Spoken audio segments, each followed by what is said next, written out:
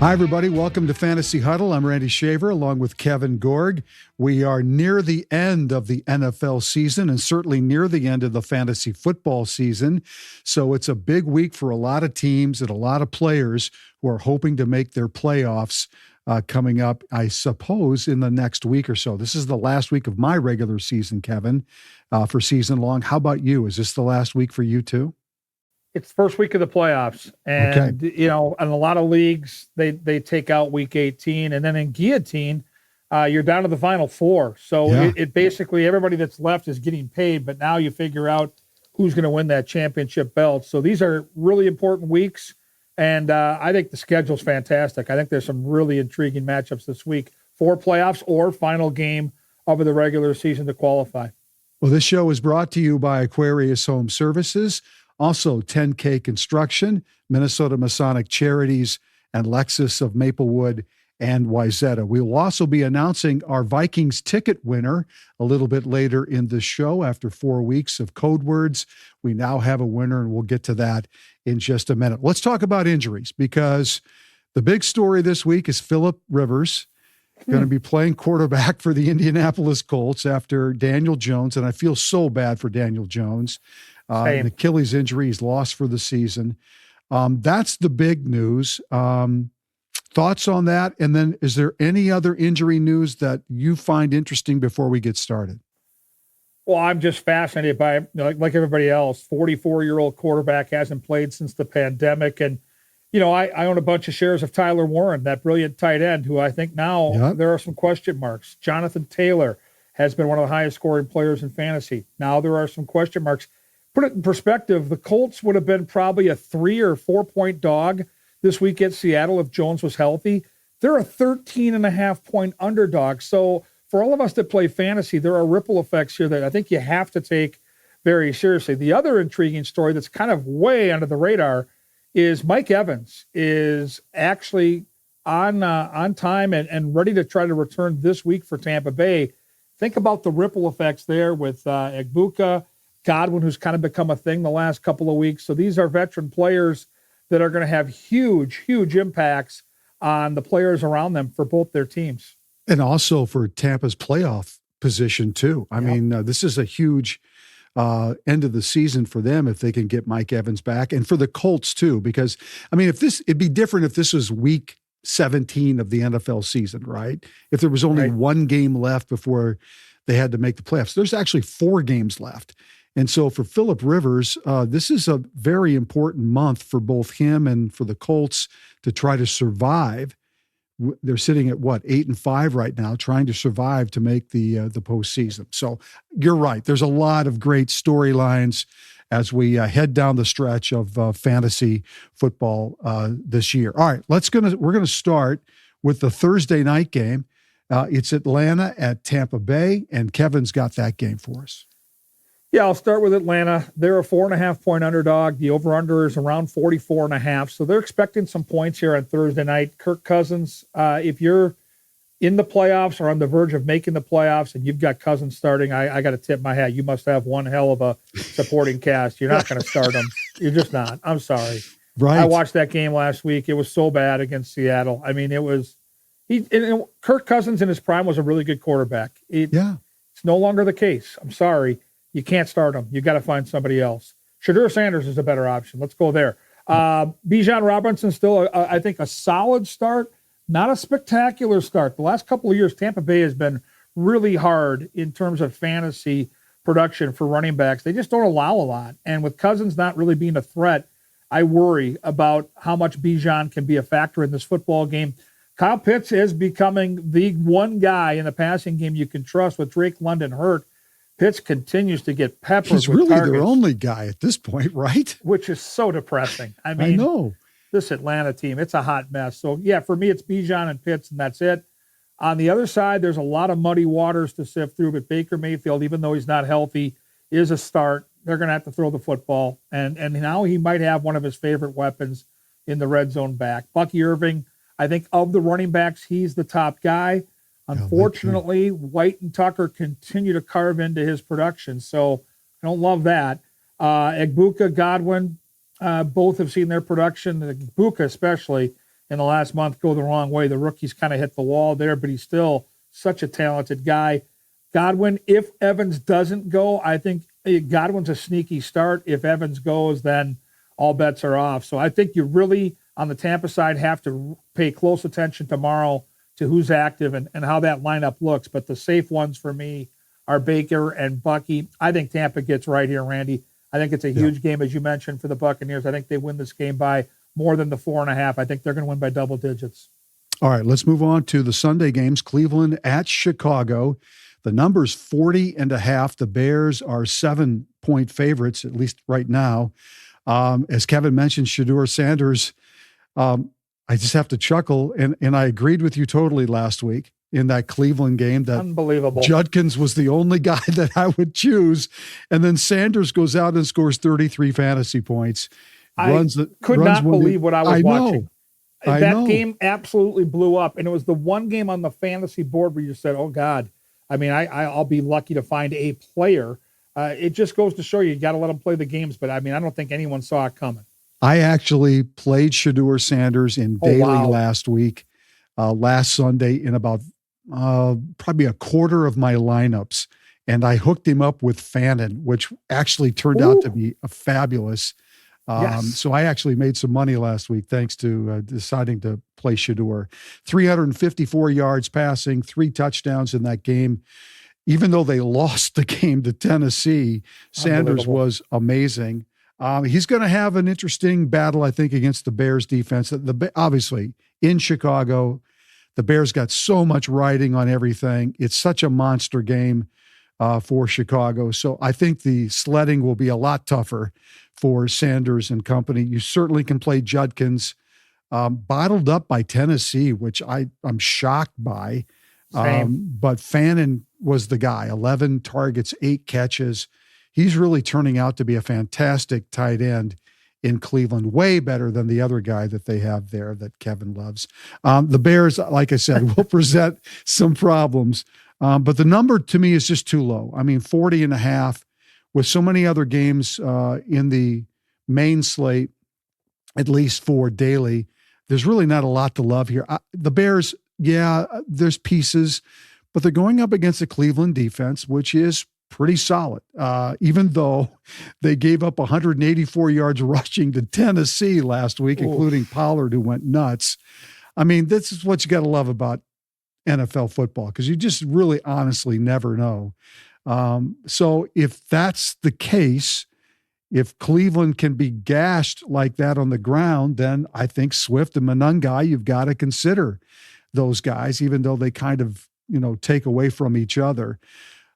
Caleb Williams, sure. Burden, Loveland, sure. But there's really just not a lot here that I love. If I have them in season long, and I do have some of these guys, I'm going to play them, because you got to play them at this point in the season. You can't outsmart yourself.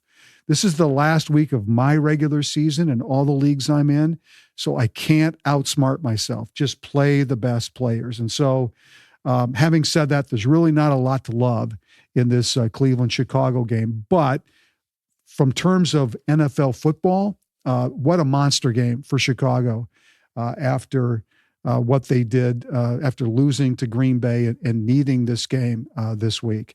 The Chargers are at Kansas City. It's a noon start on Sunday. The number, that's for me. Let me go to yours first. Baltimore-Cincinnati is Kevin's game. It's a noon start on Sunday. Yeah, kind of a fun matchup here. We just saw this matchup on Thanksgiving. Yes. If you go back to that holiday, maybe you had your Thanksgiving dinner early, like around 1 o'clock. You had your nap, you watched the afternoon games, and then you got back into that Barca Lounger for some evening football. This was like leftovers galore, like all the good stuff, right? The turkey sandwich, the mashed potatoes, the gravy. It had everything. And this matchup, again, I think will deliver. If you're in a pinch here for fantasy, or if you're looking to play daily, one of my favorite games here, Randy. Over-under is 53 right now. Totally. Baltimore, a 1.5-point favorite, so Vegas really doesn't have any idea who's going to win, but they do know there's going to be points. Lamar Jackson, a get-right spot against a horrible defense here. If he can't do it now, after 4 straight duds, maybe he can't do it anymore this year. And they're desperate, too, because that loss to the Steelers really puts them behind the 8 ball here. Oh, it's a must-win for Baltimore, Yep. and they're going to play their studs. Derrick Henry being one of them. So expect a big dose of Derrick Henry in this football game against the Cincinnati defense that's been getting carved up both on the ground and through the air. Last week at Buffalo, Cook went crazy. Josh Allen went crazy on the ground. So but I think Lamar and Derrick are really going to have nice games for you here on the Baltimore side. The one pass catcher you want is Zay Flowers. And I know we've talked to our big fans here at the Fantasy Huddle all year about finding tight ends to play against Cincinnati. So if you're looking for a weird, kind of a daily dart throw, either one of these guys, Likely or Andrews, could just go off because since he can't stop the tight end, the problem is in season long, and if you're in the playoffs, is starting either one, you don't know which guy it's going to be. But both those guys have a chance to score a touchdown in a game where there's going to be a ton of points. On the Cincy side, I think Joe Burrow should feast on a secondary that's been very giving all year long. Chase Brown is having a brilliant finish to the season after kind of a slow first half. Chase is getting it going. He was awesome last week in Buffalo. Jamar Chase, absolutely must start. Keep an eye on T. Higgins. Yep. Another concussion. I think he's doubtful. And so what that does is it probably puts Jamar Chase in a situation where he's getting doubled and tripled. And then you've got the Oshiva guy that maybe you could sneak him into a daily lineup, but in season long, you're going to probably want to steer clear. In a game where there's going to be a ton of points, focus on the mainstays, the quarterbacks and the running backs and the go-to receivers, I think will feast. All right. Now we'll get to the Chargers and Kansas City. It's my game on noon on Sunday. The number is 44.5. KC is a early favorite, about 5.5, 5 points. Of course, the Chargers coming off that overtime Monday night win over Philadelphia, who just seems to be going backwards fast. They've lost 3 in a row. Justin Herbert turned out to be the leading rusher for the Chargers in that game with 66 yards. So even though Omarion Hampton came back, had a nice game, 13 carries and 56 yards, they kind of split the backfield with Vidal. He had 44 yards. So there's players here to pick and choose from the Chargers side. I don't really like this game. I think this game is going to be more of a defensive-minded game. I don't see this thing as a shootout between these two teams. Maybe I'm wrong about that, but if I was looking at the Chargers side, I guess Herbert would be somebody that I'd be interested in. The only problem is I don't know who to stack him with because there is no receiver on the Chargers side right now that is standing out as being the guy. And so that makes it super difficult. And I don't think Herbert is the kind of player like a Josh Allen you play naked because he doesn't have the running ability, even though we saw him lead them in rushing with 66. So the Chargers side, I'm going to kind of back off on. The Chiefs side is interesting because they're cooked now at 6-7. It's a monster division game. If they have any hope of surviving and possibly getting in, they have to win this game. This feels like Mahomes' last stand this week in this game. And so I like Mahomes in this game with Kelsey and Rice. If I were to stack them, I think I would stack the KC side because they are so desperate to win this football game. And I think there's a lot of pride at stake for Kansas City in this game too. They've been embarrassed this year.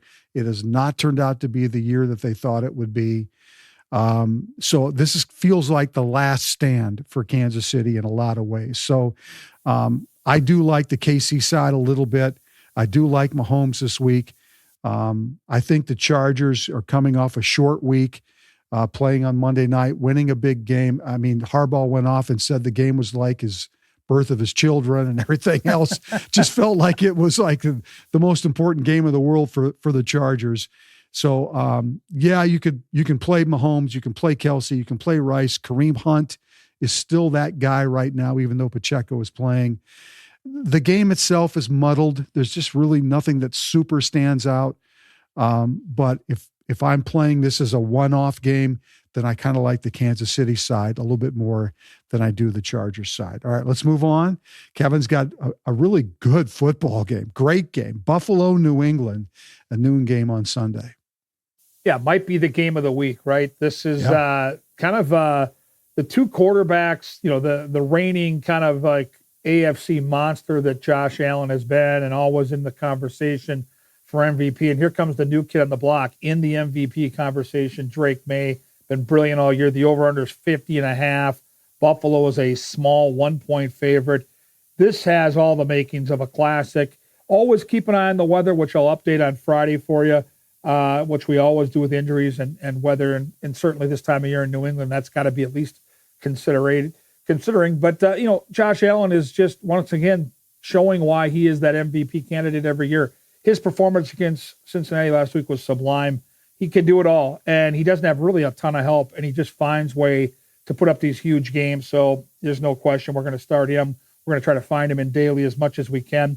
James Cook, tough matchup, really good running back. They're going to have to really earn their yards against New England on the ground. So I think, 75 yards might be the ceiling. You maybe get a touchdown out of him. Not somebody I'm going to use in daily, but if you have him in season long, like Randy says, you trust your go-to guys and know that they're going to try to get it done. He might be okay in the passing game. You can throw a little bit with the running backs against this Patriots outfit. Khalil Shakir is the receiver that if you're going to handcuff Josh to one of his wideouts, that's the likely guy you're going to use. I like Dalton Kincaid, though. Even though Knox got some run last week, Dalton Kincaid was off an injury. Those reps are going to help him be more ready. So in some of my lineups, which I'm starting to build, absolutely, the Kincaid-Josh Allen link-up will be a factor for me. I think Dalton Kincaid's in a very good spot. Drake May on the other side must start. He does it all. He's fabulous. Don't overthink it. The running back situation, you've got Stevenson, you've got Henderson. I think you want Henderson of the two, but it's still one of those situations that's frustrating because they kind of dig into each other. Speaking of digging, we're going to go with Stephon Diggs. He's the go-to receiver for Drake May. He's a former Buffalo Bill. They're going to try to feed him when it counts in the red zone. So I like Diggs this week an awful lot against the Buffalo secondary that can be had. And I think Hunter Henry, another tight end to look for in daily and season long. You're loving the production this guy is giving you, and I think he's got great chemistry with Drake May. So start him as well in a game that I think is going to be down to the wire, close game, high 20s, maybe low 30s. Sign me up for as many of these players as I can get into my lineup. All right, let's move on to Washington against the Giants. It's a noon start on Sunday, and to be quite honest with you, I'm baffled by the number. It's 47.5 in this game. Washington is currently like a 1.5, a 1-point favorite. On the Commanders side, I mean, with Jaden Daniels hurt again and likely not playing, Mariota just does nothing for me. I know the Giants' defense is bad, but I just can't trust any of that. The number is so high, and to me, and you handicap games way more than I do, I just see this game as a 20-17 kind of a low-scoring game because neither team lights the world on fire. Yeah, Jackson Dart's good, and he's got a lot of potential, and there's some, the Commanders are so bad defensively on the other side. I could see the Giants winning this football game for sure. I don't understand how Washington's a 1.5 favorite in this game. So me too. It's just kind of a myriad of mess here. There's no running backs in the Commanders that you can trust or you can like. Deebo Samuel's there. McLaurin, if he comes back and plays. Ertz is out. He's done. It's just a mess on the Washington side. The Giants side isn't much better. The fact that Jackson Dart is playing, I think, obviously he can run the football. He can you can play him naked and probably feel pretty comfortable in this game. And certainly stacking with Wandale Robinson, who's having a marvelous season. Without, with the injuries that they've had at the receiver position. Singletary seems to be their guy in the red zone. So again, if you've got him in season long, I think you got to, if you don't have a better choice, you got to play him because he has proven that he will get the ball in that position. But overall in this game, and maybe you have a different feeling about this one. Number one, I'm confused by why the number is so high. I know both defenses are not very good, but neither are the offenses, especially Washington. So there's just not a lot that I feel good about in this game. I like the Giants to win. I think it's a 20-17, 24-17 kind of game, which is well below the number. And for fantasy purposes, I just think there's a lot more interesting and better matchups for daily than to try to pick and choose something from a game, even though that number is 47.5. You tell me, is there something in that agree. game that you? I use the Giants in my pick pool. I don't know why they're not a 3 or 4 point favorite. I think the Giants will get the money. I think Jackson Dart's the only player I could use on either team. I thought Washington last week looked so bad. And bad. No disrespect to the Vikings, but I mean, they didn't do anything in that game. So that's a red flag for me. I think they've packed it in. They went to the NFC Championship last year. Yep. They've had a ton of injuries. They look like a team that's just trying to get to the wire to me. Yep. And they're on the road in New York. And so I just don't see this as a game that's going to produce a lot of points. Kevin's got Vegas against Philadelphia. Is this the spot where the Eagles finally get right? Noon Sunday game. This is the spot where the defending world champions put their foot in the ground, and this is the perfect team to be playing. The over-under is only 38.5. So listen, brutal. Philadelphia's a 12.5 point favorite. So Vegas is telling you to avoid Vegas is telling you about Vegas right now. Yeah, they're saying, listen, we know these guys as well as anybody. They play right outside our casinos, and their dog. Yeah, we see them all the time. This is bad. So I'm not even going to get into the Geno Smith or Kenny Pickett thing, because if you're playing real fantasy in December and you utter the words Kenny Pickett or Geno Smith into your lineup, you might as well just take a white flag and wave it, because it's over. If you got no chance. I feel so bad for Genty and Bowers, because these guys are elite, young, superstar, talented players, and they're surrounded by a bunch of clowns. And so Genty or Bowers, if you got them in season long, you got to plug your nose and hope. But my God, it's a tough matchup. Kevin, I saw a statistic this week where Gainwell has more fantasy points than Genty. Gainwell for Pittsburgh has more fantasy points than Genty this year.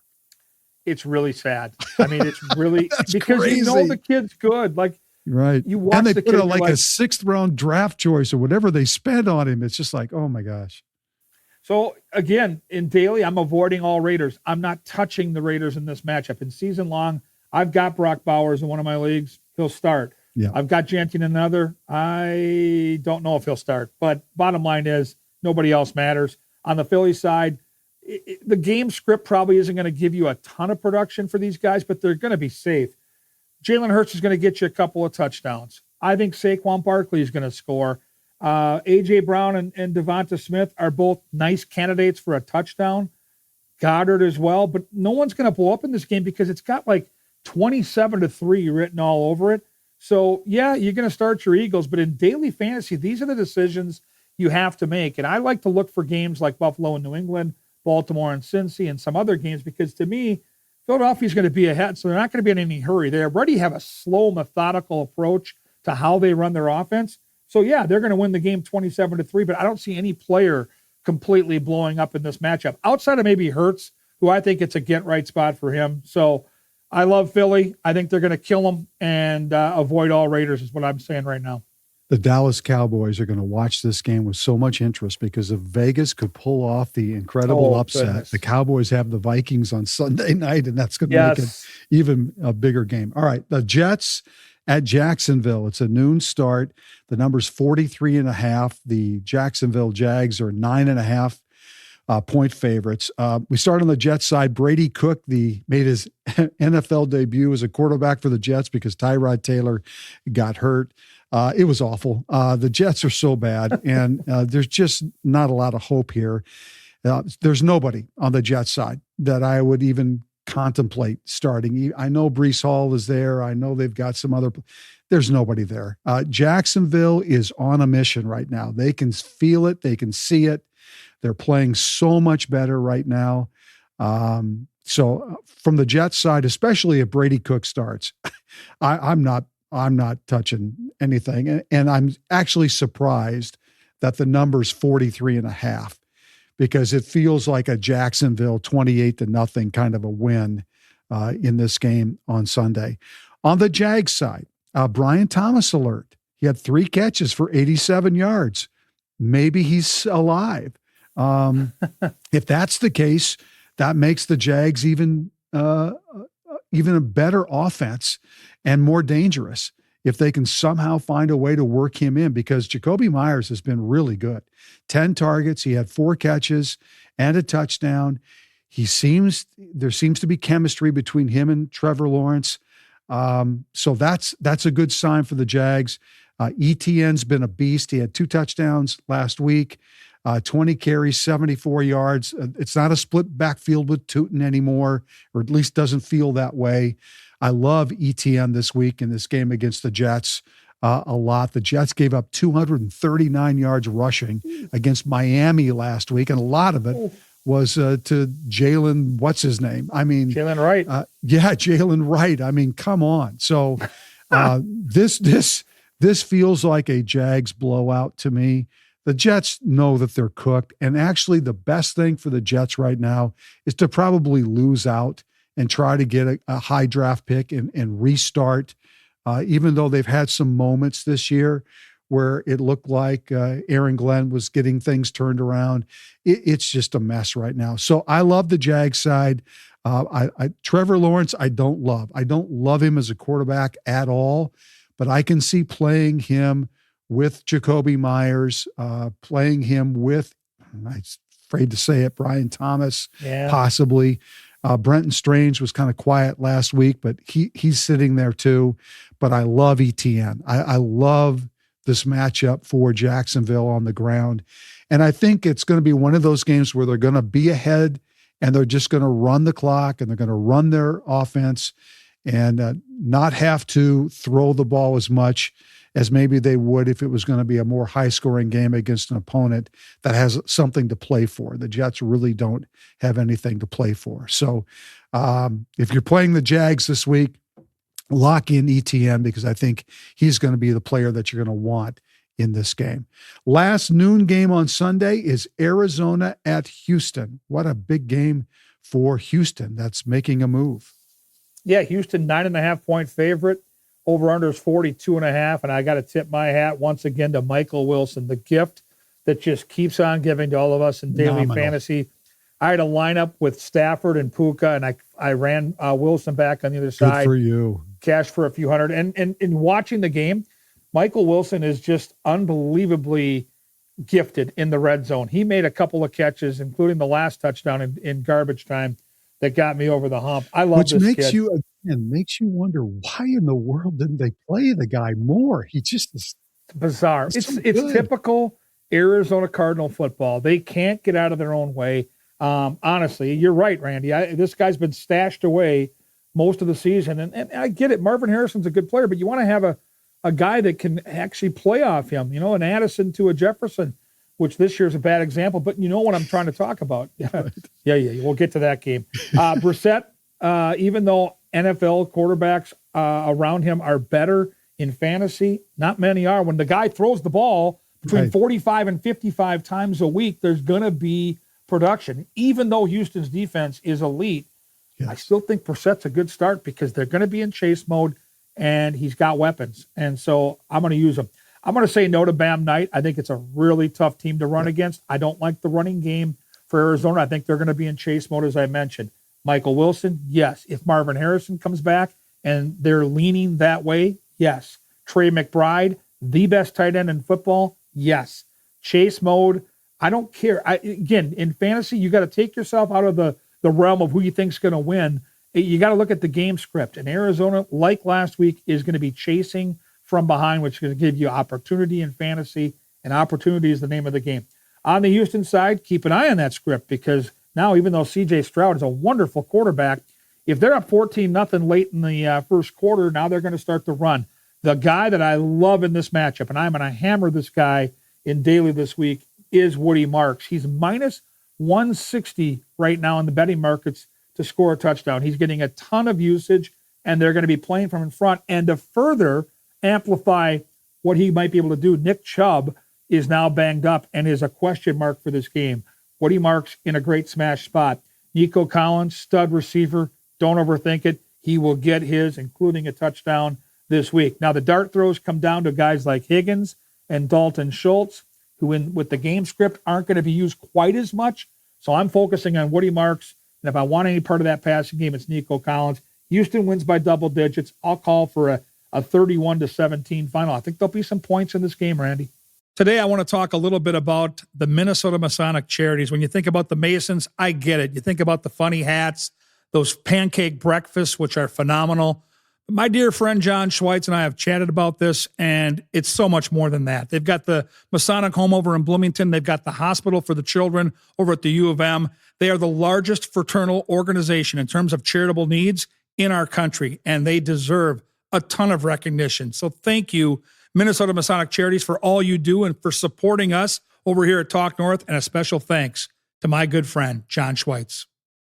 10K Construction is your one stop for all your general contracting needs, whether interior, exterior, residential, commercial, or multifamily properties.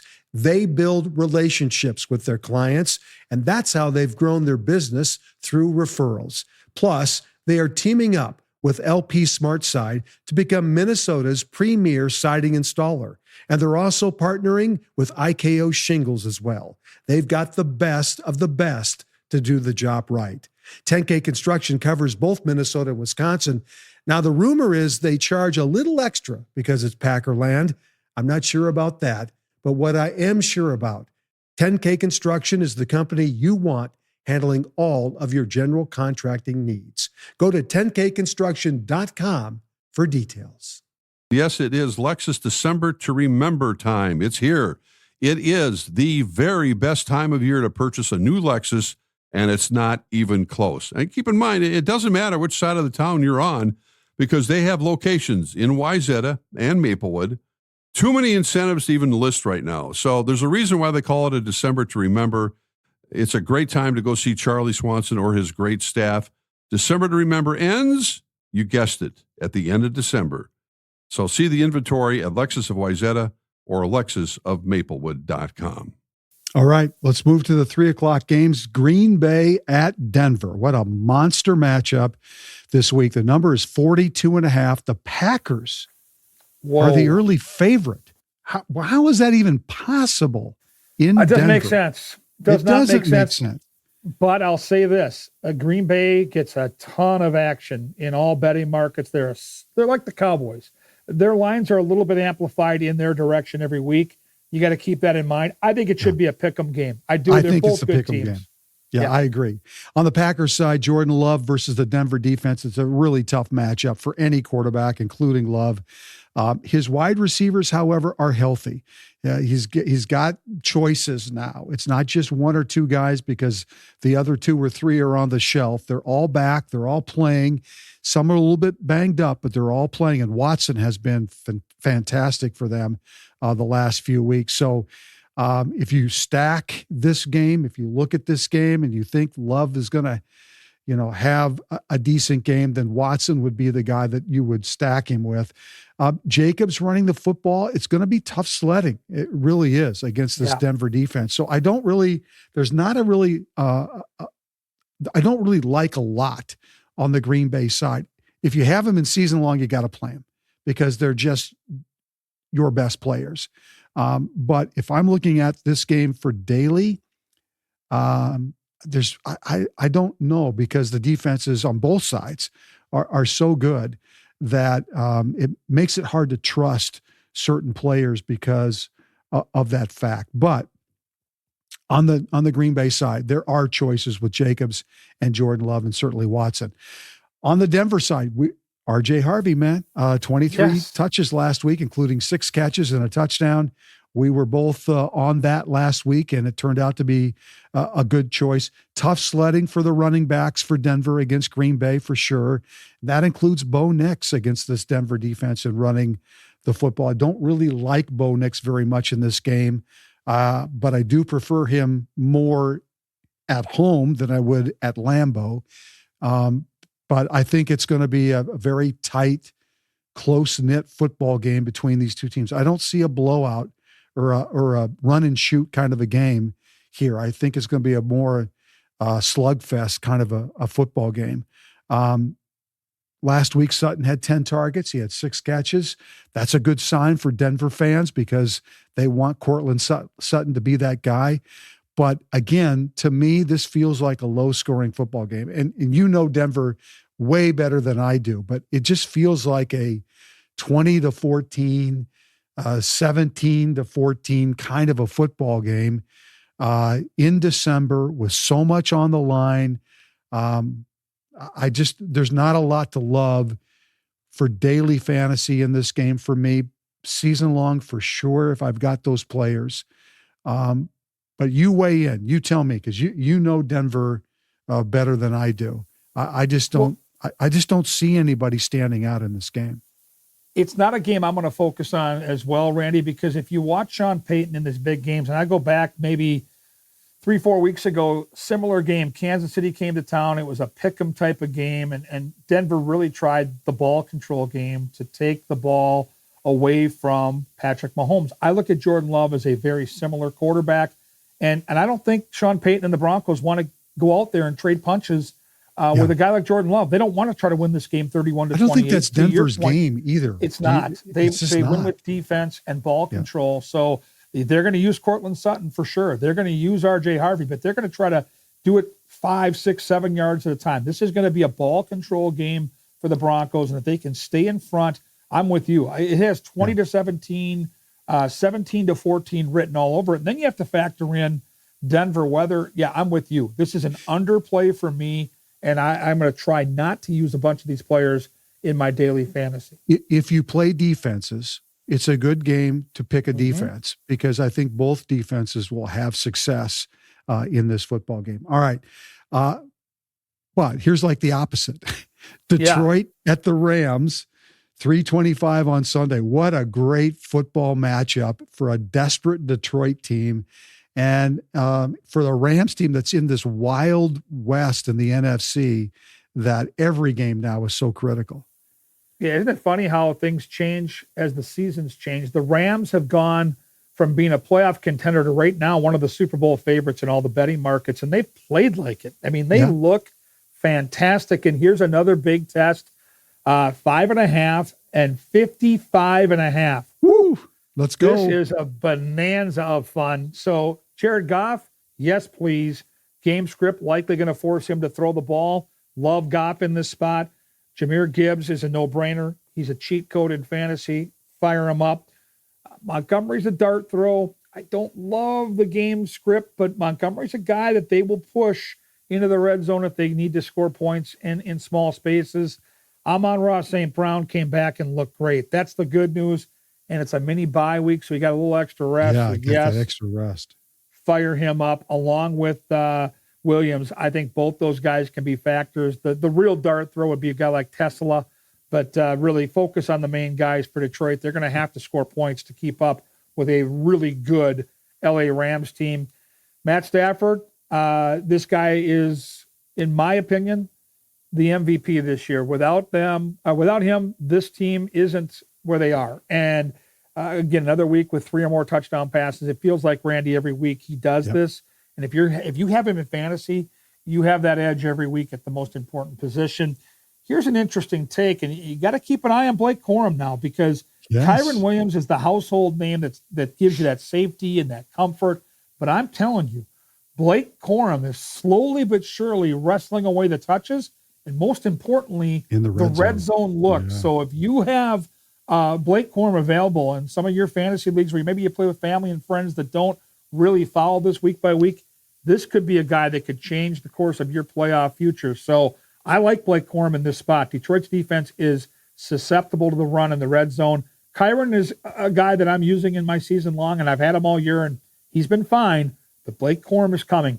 Devontae Adams and Puka Nacua, in my opinion, arguably the best 1-2 punch at the wide receiver position. Start him every week. Don't ever overthink it. Look to try to get at least one of those guys in daily, and if you can start Matt Stafford, you're going to have success. I think the Rams win this game. I think the Rams score over 30 points. I think it is without a doubt a game you have to try to get pieces of, even though these players are super expensive in daily. Yeah, I agree. All right. Carolina at New Orleans. It's like the exact opposite. 3:25 on Sunday. The number is 39.5. The Panthers are a slight favorite at 2.5. The Panthers are coming off a bye. They got a gift with the Bucks getting upset by the Saints last week. So now they're both tied for the NFC South at 7-6. So it is a monster game for the Carolina Panthers playing in New Orleans against a sneaky Saints team, which seems to find ways to keep games close. The only player I like for fantasy purposes for Carolina is McMillan. You could think of Dowdle again against the Saints team. Likely he'll get some opportunities. But I think McMillan has proven that he's going to get the volume. And that, to me, as I look at this game with a number at 39.5, if I'm either going to venture to play a player in this game, that I want to make sure the guy has volume and guaranteed volume. And I think McMillan is that guy. But certainly you can think about Dowdle, and you can definitely think about the Carolina defense in this game as well. On the Saints side, there's really nothing to trust. Devin Neal had a touchdown. He had 19 carries and 70 yards. I actually like him this week as a very cheap running back because I think this game will be close. The Saints defense is not terrible at home. I do actually like the Saints defense in this game. And the reason why is that number. It's 39.5. So Vegas is telling us teams aren't going to score a lot on either side. And so you kind of look for defenses that, that are certainly in daily, that are cheap, that are in games kind of like this. But as far as New Orleans, Olave is there. He seems to be healthier than he was a week ago.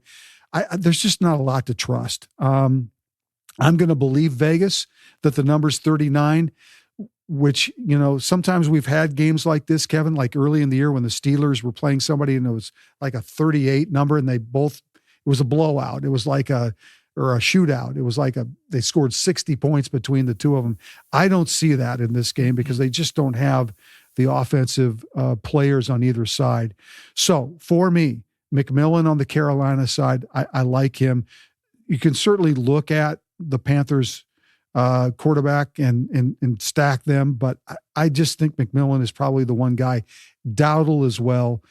I do like Devin Neal. I do like that cheap running back, especially if I'm building a daily team and I need some sort of a cheap player, whether it's flex or at running back.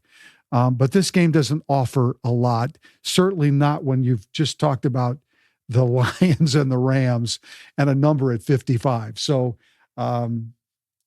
take it for what it is. It's a possible way to find some cheap help on the daily side, but there's really nothing really to love. And if you're relying on Carolina players or Saints players in season long, I'm guessing you're probably not in the playoffs at this point in the year. All right, Tennessee, San Francisco. It's a 3:25 start on Sunday. Yeah, we can't get fooled again here. So let's just start by saying this. Tennessee had their moment in the sun. We're happy for them. It came out of nowhere against a good team on the defensive side of the ball. Yeah, great job if you had them. Don't tempt fate twice because Cam Ward will only break your heart. You're not touching the passing game in this spot. I'm not.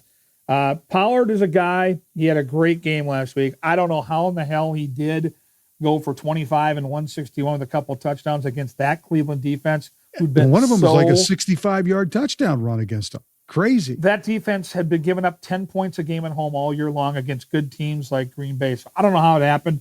It did. If you have to start a Tennessee guy, which I hope you don't, it is Pollard.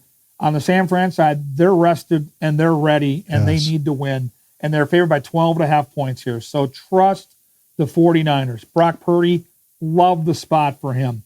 McCaffrey, no-brainer, might be the top player in fantasy this week. He's the guy you want. If you've got him in season long, just smile because he will score in this game. I have no doubt in my mind. Might even get you multiple touchdowns.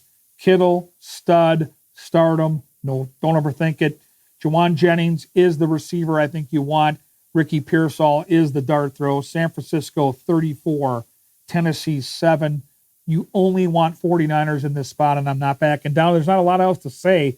This late in the year, they're not going to mess around with this team. They're going to get to a lead, and they're going to ride their studs, and then hopefully in the fourth quarter, they're going to shut this game down because I love that Tennessee scored 31 points last week, but I'll be shocked if they get much more than 10 this week.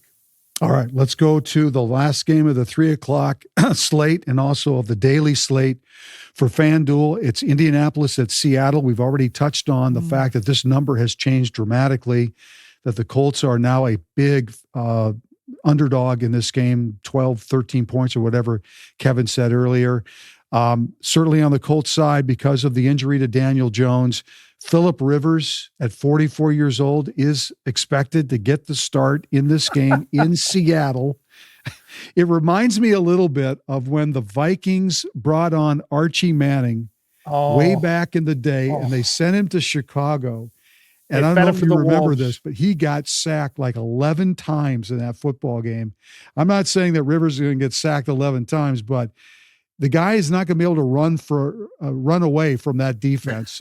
So I hope they have a lot of quick passing set up for him, because at 44, I just don't trust it. Obviously, if you've got Indianapolis players in season long, especially Jonathan Taylor, I think you got to play him, even though it's a very difficult game for the Colts. But it's such an important game, for both teams. But for Indianapolis, it is a monster game. Even if they don't win, they need to see what they have for the final 3 games. Is Rivers capable of getting them through at least 3 more games after this to have a shot to make the postseason? The worst thing that could happen for them is to finish like 8-9, which would be just awful for them after such a great start to the season. So there's really not a lot to love on the Colts side. And it's a lot of question marks too. There's just a lot of things you cannot trust. If they were playing Tennessee, it'd be different. If they were playing somebody at Vegas, it'd be different, but they're playing Seattle and it's just at home. It's in Seattle. It's like the worst setup possible. Yeah. For the Colts on the Seattle side, definitely love their defense this week. I think they're one of the higher priced defenses, and for good reason. Darnold and JSN are back after a great week last week. Seattle should win this game by a big margin, which means that the running backs, Walker and Charbonnet, probably are going to get quite a few touches. And one of those guys, maybe even both, might score this week, just because the game script looks like they will be ahead. But I do love stacking Darnold and JSN. I think they're going to try to get out early, get on top of Indianapolis early, kind of beat them down early. And that, because of all the injuries on the Colts side, it feels like that should be the game plan for Seattle. So just in review, play Seattle guys. They seem to have they're in the much better situation. And if you have the Colts guys, just cross your fingers that, they might get lucky or two to get something to happen, especially if you got Jonathan Taylor, which I do. And he has propelled me in position to be in quite a few playoff situations for me this year. But I'm so sad that when those playoffs begin, I'm not going to be able to trust him as much as I did early in the season. But anyway, Seattle is a monster favorite against the Colts. Sunday night game, 50 years ago. It's when the Cowboys, the push-off by Pearson. You'll be hearing a lot about that on Sunday Night Football this week as the Vikings take on the Cowboys. And what should be, even if the Eagles win their game against Vegas, it's still a very important game for Dallas to try to stay alive in the NFC playoffs. Yeah, fun game for all of us here in Minnesota, because the Vikings last week come off maybe their most impressive win of the year, even though it was against a downtrodden Washington team. Dallas is a 6.5-point favorite. Over-under is 48, which means that the betting market tells you there's going to be some points in this game. And, J.J. McCarthy, it's a different atmosphere on the road. It's a different type of test. But he did throw for 3 touchdowns last week. And I think multiple touchdowns is on the table here. I really do. In a situation where the Vikings are likely going to be playing from behind, I don't mind J.J. McCarthy if you need to push that guy into your starting lineup, because I think the game script's going to allow for it. And Dallas is a good, not great defense, and they do allow passing yards. The running game's still muddied a little bit with Mason and Jones both getting touches, so you'll have to sift through that. Neither one's a great start, but maybe a dart throw there for you. What do we do? Again, I've been saying this for over a month, Randy. What do we do with Justin Jefferson. Right. In the last 6 weeks, he's not in the top 50 in fantasy production at his position. He's an out of this world talent, though, and he's playing on the bright lights of Sunday Night Football. It feels like a get right spot to me against this Dallas secondary that can give up big plays. I look for Jefferson to go over 100 yards for the first time in forever on Sunday night. Addison's a dart throw. Write that down because I don't write it believe down. But, He's going for over 100. Mark it down. Hawkinson is the guy that's getting the volume right now with JJ. So he's a tight end that could be sneaky in this spot. For Dallas, fire up Dak Prescott. He's phenomenal. He's red hot. Fire up Javonte Williams. Fire up CD Lamb, George Pickens, and their tight end Ferguson. There's not a lot to say. There are 5 great players in this lineup. They play every week. You don't overthink it. If you can get them in your daily lineups, I love it. I love a Dak stack with either Ferguson, Lamb, or Pickens. I think Williams of the big 5 probably has the toughest sledding. Minnesota's run defense can be pretty damn stout, frankly. So I think Dallas will try to do it with the passing game. I think Dallas wins the game. I think Dallas covers, but I think it's going to be competitive. I'm calling for a 31-23 Dallas victory. I think it's going to be a lot of fun to the Vikings and Carrie Underwood on Sunday Night Football. So, all right. So who's your cap? If you were, do you have the cojones to put McCarthy in as your captain in a lineup on Sunday night? No, my cojones aren't quite that large. I'm sorry. I can't. It would be unique, though. I mean, that would be unique for sure. Yeah. I think even though it's Justin Jefferson and there's some name value there, because he's been so bad for so long, I think he is going to end up being my captain. I would use him as my captain. I would use both McCarthy and Dak, and then I'd try to get as many of those Dallas pass receivers. I'm going to avoid the running game here and hope that it's a passing type of game. It feels like it's going to be. All right, let's move on to the last game. It's a Monday night game. Miami's at Pittsburgh. This game is 43.5. The Steelers are around 3-point favorites. Obviously, it's a big win. It's a big game for Pittsburgh because they now lead that division in the AFC over Baltimore by a game. Rodgers had 284 yards passing last week. No interceptions. Metcalf had 12 targets. That's a big deal for Pittsburgh because they need to get Metcalf back into it. He had 7 catches, 148 yards. The Steelers' run game is so interesting because we talk about Warren all the time, but Gainwell just keeps getting opportunities. He had a touchdown. He had 10 touches. He had 6 catches. He's kind of like the catch-all player for Pittsburgh. And I do have him in a couple of my lineups, and I do start him because he's just sneaky enough. Well, he gets you about 10 fantasy points a week. And you don't expect that, but that's what you're getting. I do love the Steelers defense. I think this week against Miami, if you have them in season long, I think it's a good place for them. On the Dolphins side, you have to monitor the Achane rib injury and kind of see where that puts them. He had 92 yards and a touchdown before he left the football game, which opened the door for Jalen Wright, who had a monster game out of nowhere, 24 carries and 107 yards and a touchdown. If both backs are playing, I still think Achane is by far the one that you want. I don't know how many people will jump on a waiver wire this late in the year to pick up Wright, but I suppose if Achane's injury is going to mean that he's going to sit a game or two, maybe Wright is worth it, or maybe he's worth picking up this week. I'm not going to do that, but maybe he is. Waddle caught a touchdown pass last week. Certainly, you can look at Tua and Waddle and all of that kind of stuff. But for me, Achane is the guy if he's healthy and he's playing. I don't really trust a lot other players on Miami, even though they're playing much better than they were earlier in the year. I just think this is it's a December game in Pittsburgh with so much on the line. There's such great history between Miami and Pittsburgh in the AFC. It just feels like a great Monday night football game. And I'm glad it's a Monday night game and not part of the daily main slate because there's not a lot to choose from, but there's some interesting pieces. If I was going to pick a captain in this game, I think I'd pick Metcalf to be that captain because I think the Steelers now are going to really involve him a lot more. They need to involve him a lot more. And Rodgers is healthy. Here we are, week 15? And Aaron Rodgers is still playing, which is amazing. So there's a lot to love in this football game if it's on the one-game slate, because there's some interesting pieces back and forth. We get a chance now to announce our Vikings ticket winner from the last 4 weeks of passing out code words to everybody. And our congratulations to Eric Hall.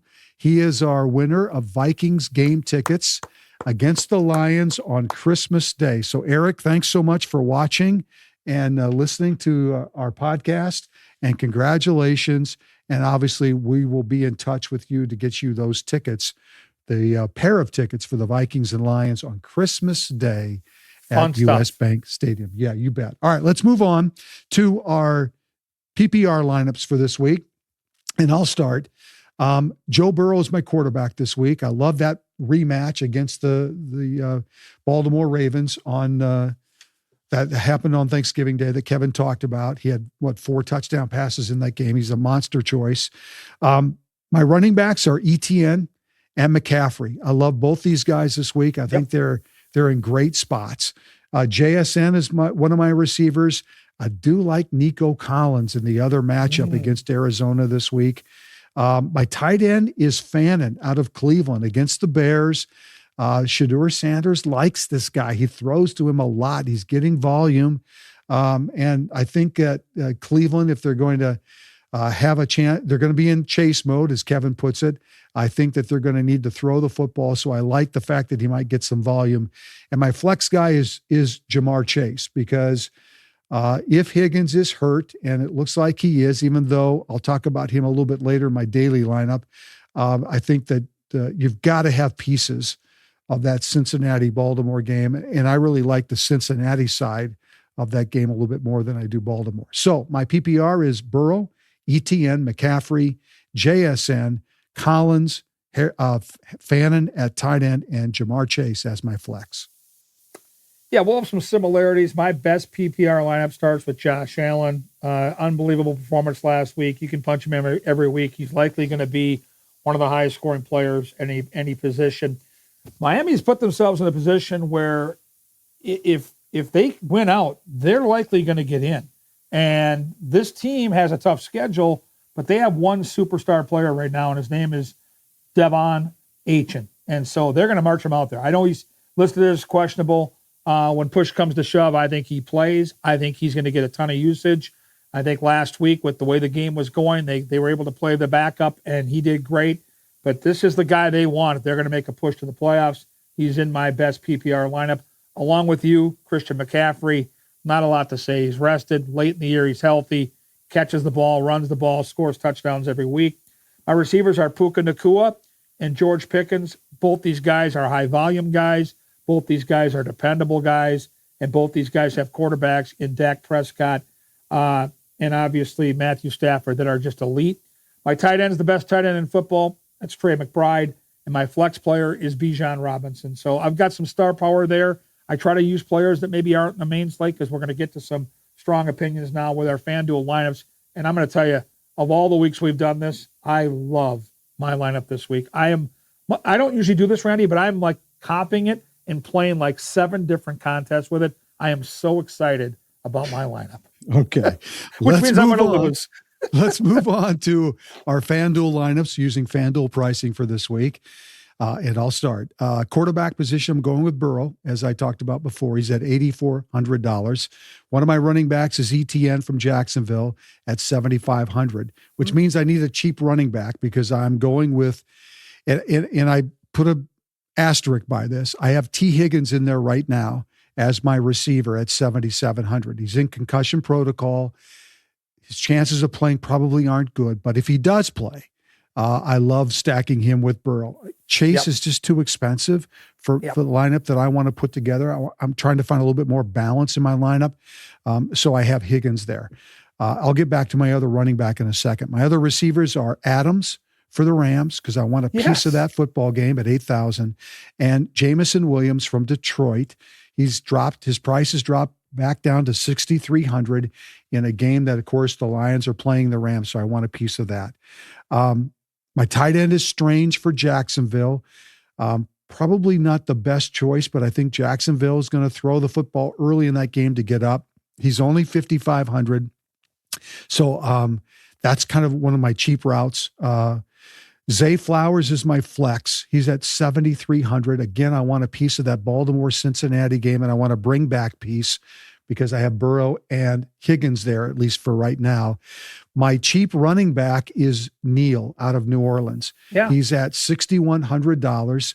I think it's a chance where he could get a touchdown, maybe even two against Carolina this week. I think the Saints are going to be fired up to play spoiler.